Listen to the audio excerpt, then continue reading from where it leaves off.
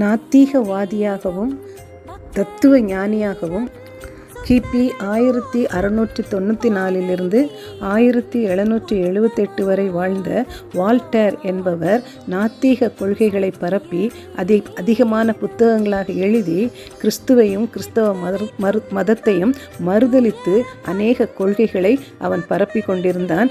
அவன் சொல்லியதெல்லாம் இன்னும் 100 ஆண்டுகளுக்குள் இந்த கிறிஸ்தவம் இல்லாமல் போய்விடும், இந்த வேத புத்தகம் இல்லாமல் போய்விடும் என்று அந்த வால்டேர் எல்லோருக்கும் அவன் பறையடித்து அதை அறிவித்து கொண்டிருந்தான்.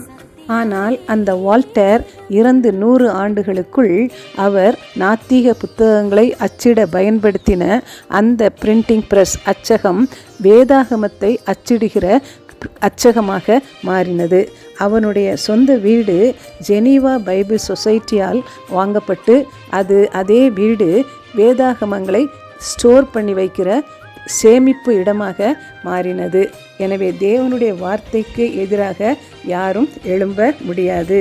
இன்றைக்கு ஏறக்குறைய 1521 மொழிகளில் வேதாகமத்தின் சில பகுதிகள் மொழிபெயர்க்கப்பட்டு உலகமெங்கும் மக்களால் பயன்படுத்தப்படுகிறது.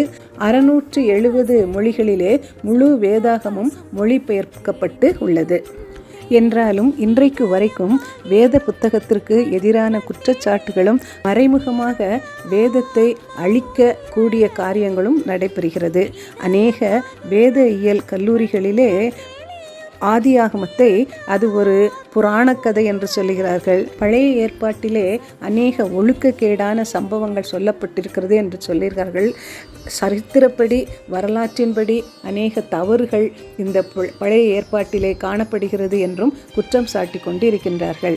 எனவே நேரடியாக வேதத்தை அழிக்க முடியாவிடினும் அந்த வேதத்தினுடைய அடிப்படை சத்தியங்களை வெவ்வேறு விதத்திலே மறுதலித்து அழிக்கும்படியாக சாத்தான் பலர் மூலம் கிரியை செய்து கொண்டு இருக்கிறான்.